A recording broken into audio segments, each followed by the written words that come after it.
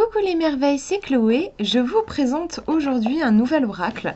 Il s'agit du Fairy Godmother Oracle Cards. Donc c'est un jeu qui est en anglais, malheureusement il n'a pas été traduit. C'est de Flavia Kate Peters et des dessins de Julie Demia Micham. Je ne sais pas du tout comment ça se prononce. Voilà le nom donc de celle qui a illustré ce jeu.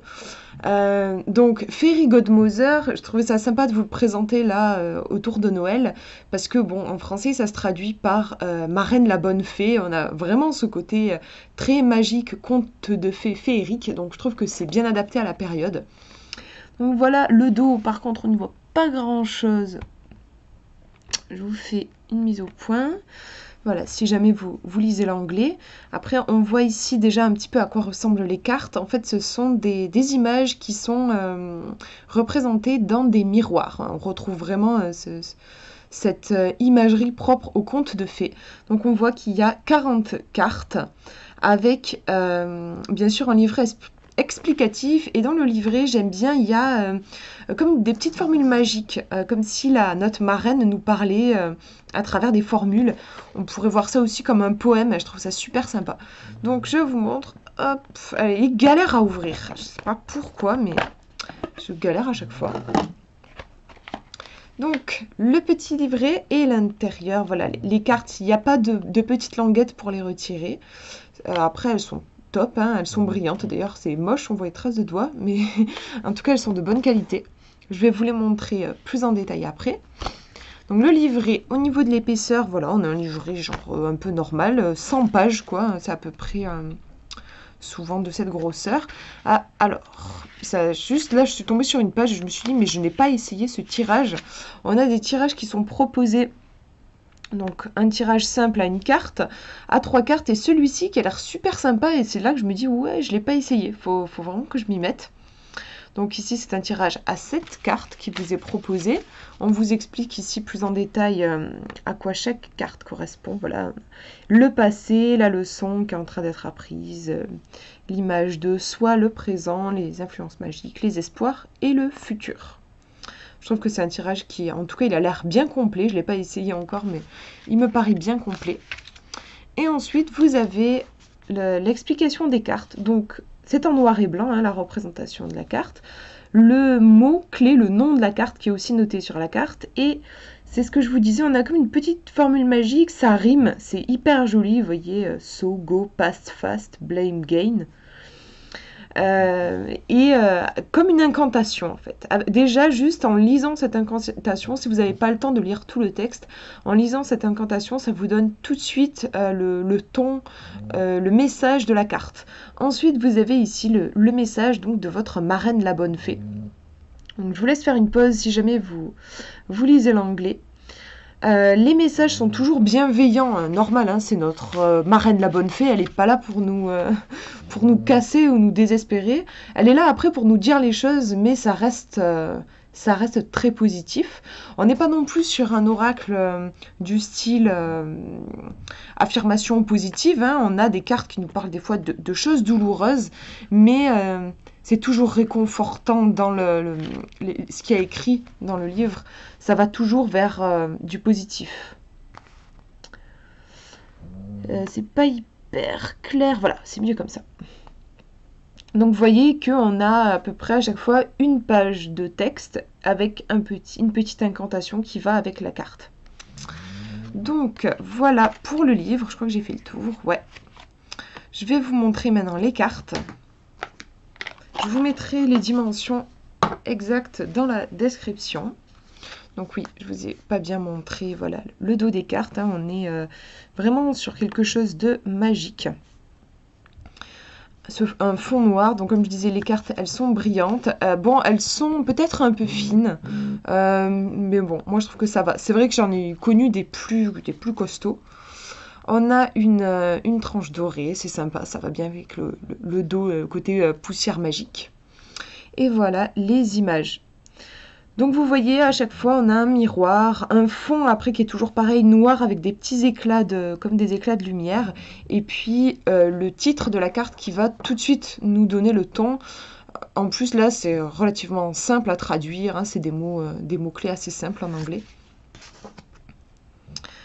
On a des dessins, alors je pense que ça plaira peut-être pas à tout le monde. Sur le coup, j'ai beaucoup hésité à l'acheter ce jeu, hein, je l'ai vu sur internet et c'est jamais super évident, je trouve, de se faire une idée sur internet.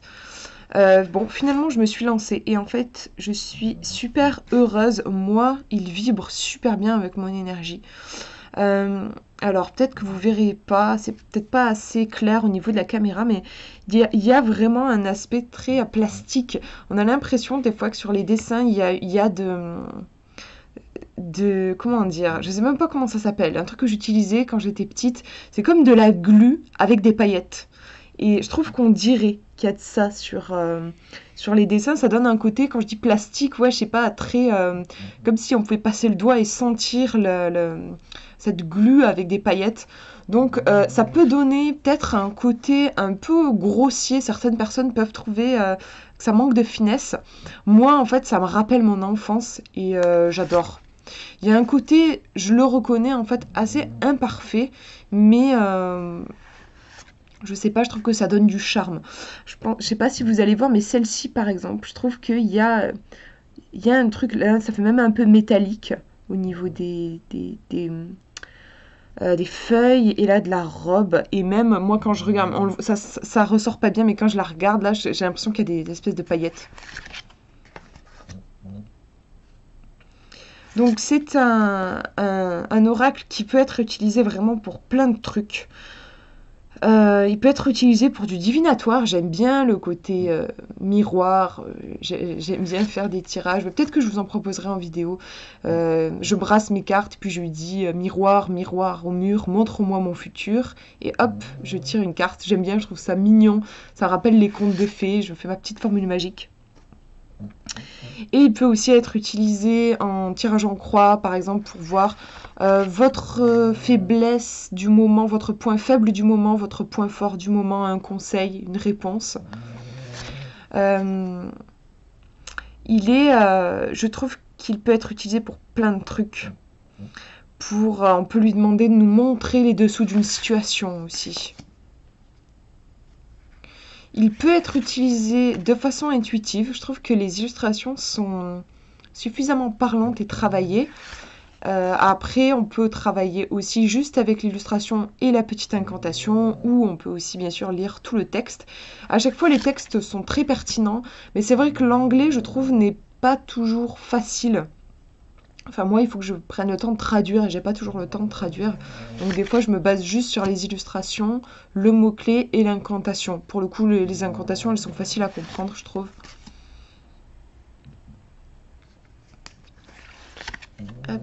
Celle-là, elle est très très belle, je trouve. Moi, je l'aime beaucoup. Donc, vous voyez, hein, il y a des cartes qui sont pas faciles. On n'a pas que des thèmes évidents.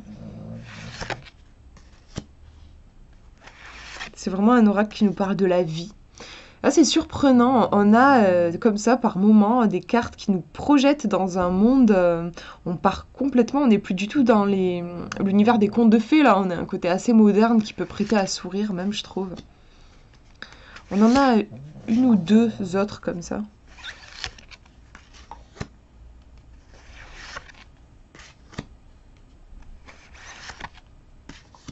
Là, pour le coup, on est vraiment dans les contes de fées. Donc là, clairement, je sais pas si vous connaissez Cendrillon de Disney, mais on a vraiment les mêmes souris là qui sont représentées avec le petit Gus, il me semble qu'il s'appelle comme ça dans le dessin animé. Celle-là, elle est drôle, je trouve, sur la méchante qui se fait prendre une tarte à la crème par je sais pas si c'est une fée, peut-être une fée marraine. En tout cas, c'est assez marrant, je trouve.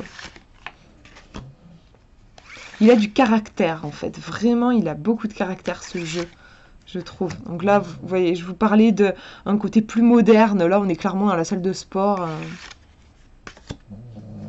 C'est assez surprenant, parce que sinon, on baigne quand même vachement dans le monde des contes. Intéressant aussi le côté monstrueux qui ressort dans le miroir. Elle est magnifique, mais elle se voit très laide. Elle est forte, celle-ci, sur la honte, je trouve. On ressent quelque chose, en effet, de très dur. Hein. Je trouve le dessin, il a quelque chose de très parlant. Moi, je me sens agressée quand je regarde ce dessin. J'ai l'impression des trucs genre des ragots, quelque chose de vraiment pas clair, pas honnête et pas gentil, en fait. Vraiment, je trouve les dessins ouais, assez impactants au niveau émotionnel. Moi, je les ressens beaucoup. Donc voilà, si vous aimez les contes de fées, si comme moi vous êtes fan de l'univers des contes de fées, je trouve que c'est un jeu qui peut être intéressant. Après voilà, il faut savoir qu'il est en anglais. Euh, mais enfin, moi il m'a vraiment touché quoi. Il a un truc très particulier. Voilà pour cette présentation, j'espère que ça vous aura inspiré. Je vous fais de gros bisous.